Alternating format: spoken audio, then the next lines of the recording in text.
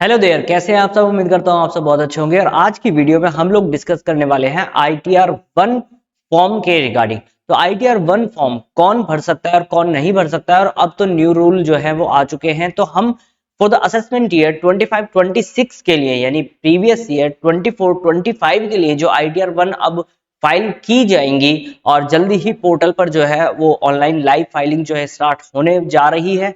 हालांकि अभी आप एक्सेल यूटिलिटी के माध्यम से आप अपनी आईटीआर को फाइल कर सकते हैं, वो मैंने ऑलरेडी वीडियो में डिस्कस कर दिया है। उस वीडियो का लिंक मैं ऊपर आई बटन में और नीचे डिस्क्रिप्शन बॉक्स में डाल दूंगा, आप वहां से वो चेकआउट कर सकते हैं। फिलहाल आज की वीडियो में हम डिस्कस करने वाले हैं कि आईटीआर 1 किसके लिए फॉर्म अवेलेबल है, मतलब कौन एलिजिबल है और कौन जो है इस आईटीआर 1 को फाइल नहीं कर सकता।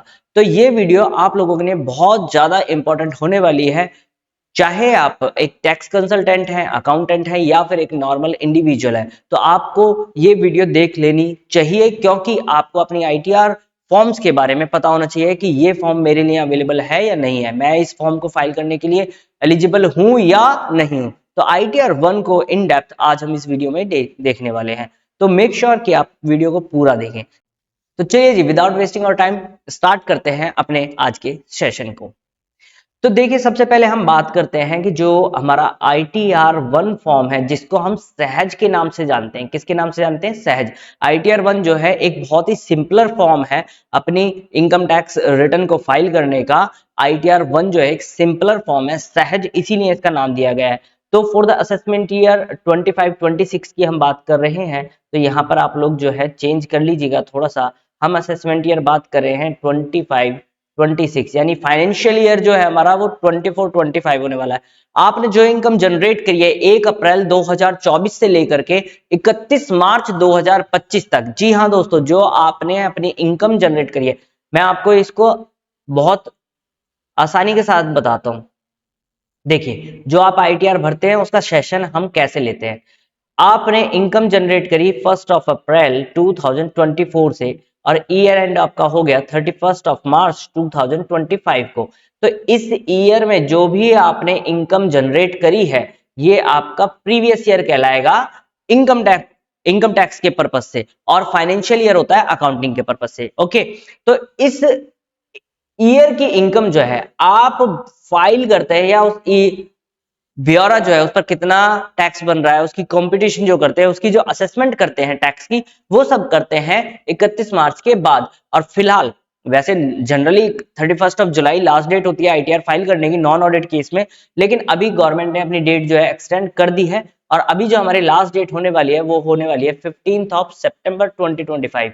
जी हाँ, तो अपनी आईटीआर को फाइल करने की जो लास्ट डेट है वो एक्सटेंड कर दी गई है 15 सितंबर 2025 तक। इस पर भी मैं ऑलरेडी अपडेट डाल चुका था यूट्यूब पर।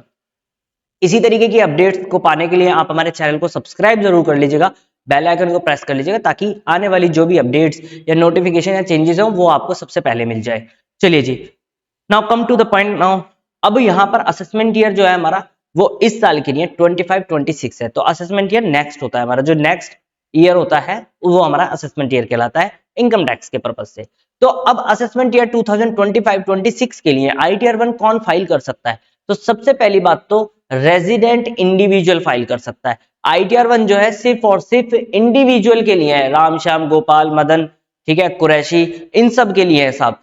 ये कंपनी के लिए नहीं है। मतलब अगर कोई प्राइवेट लिमिटेड या पब्लिक लिमिटेड कंपनी है, या कोई पार्टनरशिप फर्म है, लिमिटेड लायबिलिटी पार्टनरशिप है, तो वो आईटीआर 1 फाइल नहीं कर सकती। उनके लिए आईटीआर 1 फॉर्म होता ही नहीं है। सिर्फ और सिर्फ किसके लिए है साहब? इंडिविजुअल के लिए। किसके लिए है?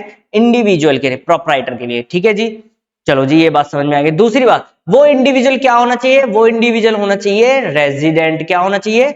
Resident, as per section number 6 of income tax act 1961। जी हाँ, section number 6 of income tax act 1961, उसके अनुसार हमें रेजिडेंशियल स्टेटस जो है एक इंडिविजुअल का डिटरमाइन करना होता है।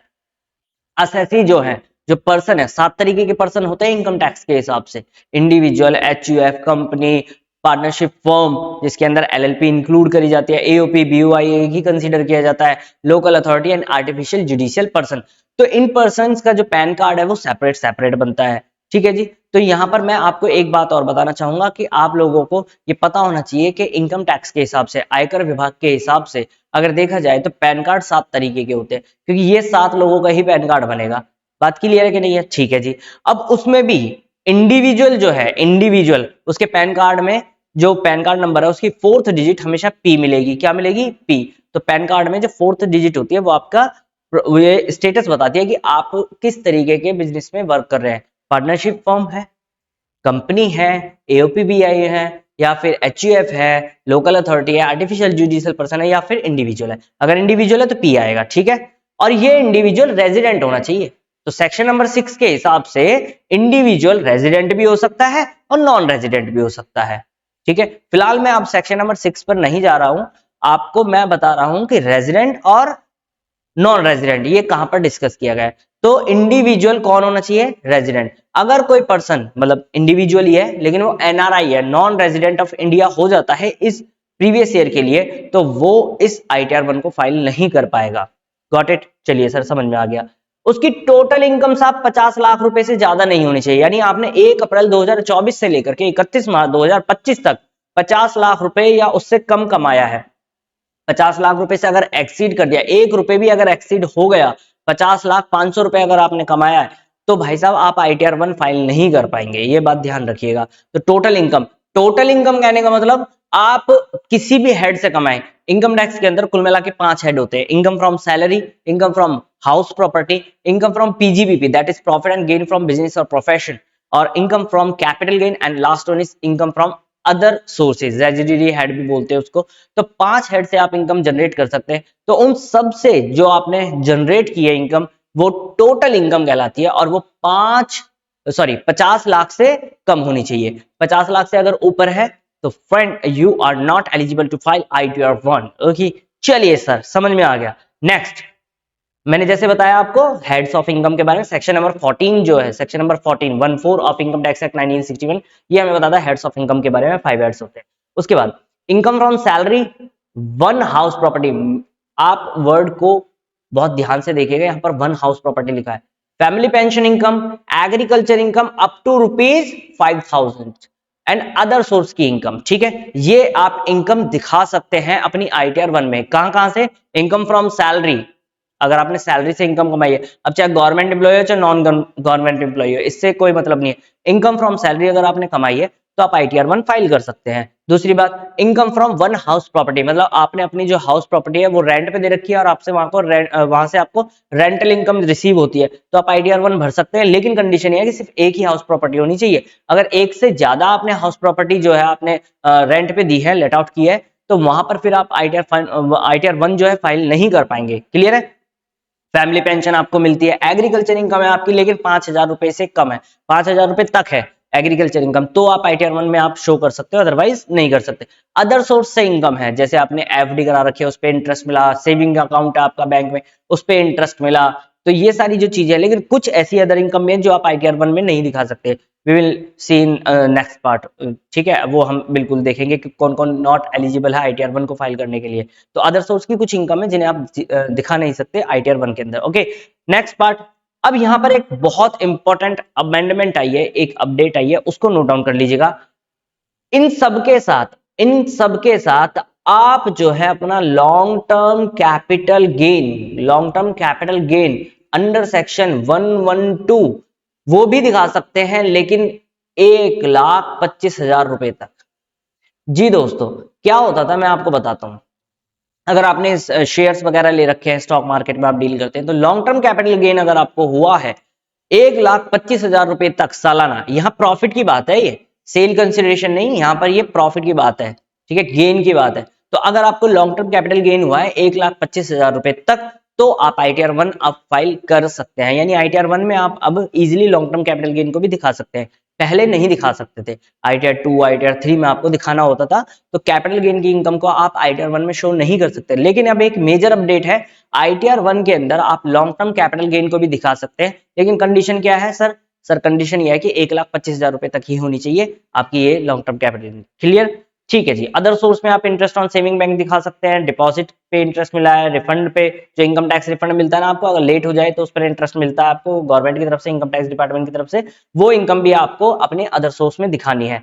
या फिर आपको एनी अदर इंटरेस्ट मिला है, फैमिली पेंशन वगैरह भी है, ठीक है, तो अदर सोर्स की इनकम दिखा सकते हैं। अगर क्लबिंग के प्रोविजन है, मान के चलिए यहाँ पर ऐसा है कि कोई माइनर चाइल्ड है और वो इनकम जनरेट करता है, अब वो माइनर है, उससे तो टैक्स लिया नहीं जा सकता, वो आईटीआर भी फाइल नहीं कर सकता, पैन कार्ड ही नहीं बना, तो उसके जो पेरेंट्स है उनके हैंड्स में ये इनकम क्लब कर दी जाएगी, तो पेरेंट्स आईटीआर 1 में दिखा सकते हैं ऐसी इनकम को। क्लियर है जी, यहां तक समझ में आ गया। तो आईटीआर 1 जो है वो कौन कौन फाइल कर सकता है, आई थिंक अब आपको क्लियर हो गया होगा। आप अपने अकॉर्डिंग देखिए आप इनमें कौन सी कंडीशन में जो है आप फॉल कर रहे हैं, ठीक है जी। Next part is who is not eligible to file ITR 1, और यहां पर भी असेसमेंट ईयर आप चेंज कर लीजिएगा, असेसमेंट ईयर हमारा 25-26 की हम लोग बात कर रहे हैं, ठीक है। आईटीआर 1 कौन कौन फाइल नहीं कर सकता, मोस्ट इंपोर्टेंट पार्ट, आईटीआर 1 कौन कौन फाइल नहीं कर सकता। मान के चलिए आप एक टैक्स कंसल्टेंट है, अकाउंटेंट है, और आपके पास एक क्लाइंट आता है और वो कहता है जी हमें आईटीआर फाइल करवानी है, तो आपको ये सारी चीजें देखनी होंगी कि भाई क्या ये आईटीआर 1 भरने के लायक है या नहीं है। कहीं ऐसा तो नहीं कि ये डिस्क्वालीफाई हुआ आईटीआर 1 भरने के लिए और हम आईटीआर 1 ही भर दे, इनकम टैक्स से नोटिस आ जाएगा भाई साहब, तो इसलिए आपको देखना पड़ेगा। तो चलिए जी ध्यान से सुनिए, आईटीआर 1 कौन कौन फाइल नहीं कर सकता, कौन कौन फाइल कर सकता है, I have already told you, ठीक है। अब हम बात कर रहे हैं किसकी, अब हम बात कर रहे हैं साहब आईटीआर 1 कौन कौन फाइल नहीं कर सकता, मतलब that person who is not eligible to file ITR 1।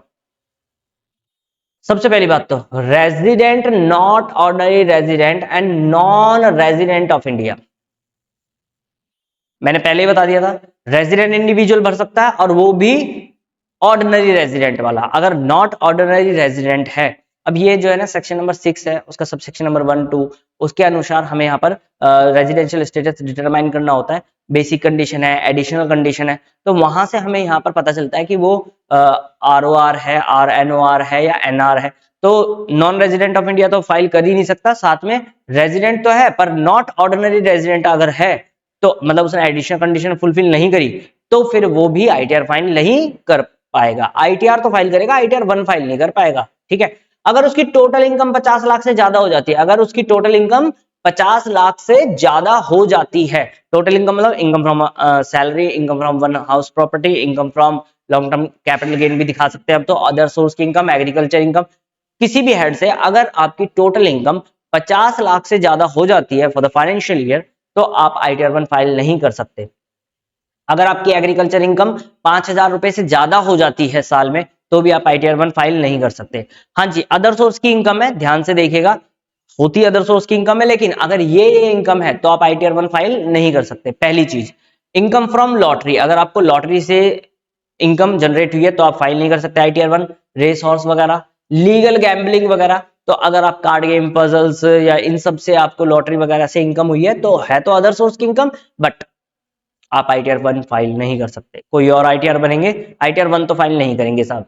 अगर आपको कैपिटल गेन हुआ है, यहां पर हालांकि अब एक अमेंडमेंट थी, अपडेट थी, वो मैं अपडेट आपको दे चुका हूं लॉन्ग टर्म कैपिटल गेन के regarding. Short term capital gain है तो भाई साहब फिर तो कोई दिक्कत ही नहीं है, आईटीआर 1 नहीं फाइल कर सकते। लॉन्ग टर्म कैपिटल गेन है 1,25,000 रुपए तक, तो ही आईटीआर 1 फाइल कर पाएंगे।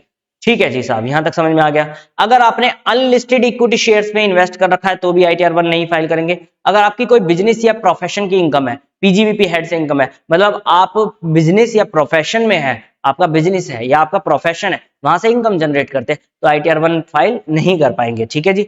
आप कंपनी में डायरेक्टर है, आप कंपनी में क्या है, director, private limited, public limited, irrespective of the fact you are a director in the company और you are getting salary over there, मतलब अगर आपको वहां सैलरी भी मिल रही है, तो यहाँ लगता है ऐसा है कि सैलरी है तो भाई इनकम फ्रॉम सैलरी आईटीआर 1 भरी जाएगी, ठीक है। लेकिन अगर वो डायरेक्टर है, बेशक से उसको सैलरी मिल रही है कंपनी से, तो भी आईटीआर 1 उसकी फाइल नहीं होगी। मोस्ट इंपॉर्टेंट थिंग इज कि वो डायरेक्टर है, ठीक है। तो director of a company is not eligible to file ITR 1। Okay, next is अगर आपका टीडीएस डिडक्ट हुआ है सेक्शन नंबर 194N। अब सेक्शन नंबर 194N के अनुसार टीडीएस कैसे डिडक्ट होता है, अगर आपने अपने बैंक अकाउंट से 1 करोड़ रुपए से ज्यादा विड्रॉ कर लिया, कैश विड्रॉ किया, ट्रांसफर नहीं, कैश विड्रॉ किया है 1 करोड़ रुपए से ज्यादा प्रीवियस ईयर में, तो बैंक जो है वो आपका टीडीएस डिडक्ट करती है अंडर सेक्शन 194N। तो अगर वो टीडीएस आपका डिडक्ट हुआ है तो साहब आप आईटीआर 1 फाइल नहीं कर सकते।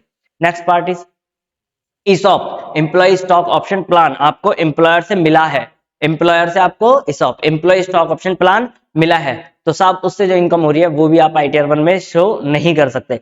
एक से ज्यादा हाउस प्रॉपर्टी की इनकम है तो भी आप ITR 1 फाइल नहीं कर सकते, हम पहले ये डिस्कस कर चुके हैं। ठीक है साहब, क्लियर है जी। और ITR 1 कौन कौन फाइल कर सकता है, उसके अलावा अगर कुछ और है तो भी ITR 1 फाइल नहीं होगी। बात समझ में आ गई? ठीक है, तो ITR 1 आई थिंक अब आपको क्लियर हो गई होगी कि ITR 1 जो है वो किस किस के लिए है और किस किस के लिए नहीं है। अगर दोस्तों आपको वीडियो थोड़ी भी इंफॉर्मेटिव लगी है तो वीडियो को लाइक जरूर कर दीजिएगा। कमेंट सेक्शन में आप हमसे अपने जो डाउट्स हैं वो पूछ सकते हैं, और चैनल को सब्सक्राइब जरूर कर लेगा फर्स्ट ऑफ ऑल तो, क्योंकि वो बिल्कुल फ्री है भाई साहब, आप लोगों के लिए अपडेट लाते रहते हैं, वीडियो बनाते रहते हैं, तो ये सिर्फ और सिर्फ आप लोगों के लिए, और आपके सपोर्ट के लिए बहुत बहुत धन्यवाद, यहाँ तक आपने पहुंचाया। So thank you so much for watching this video and keep learning guys.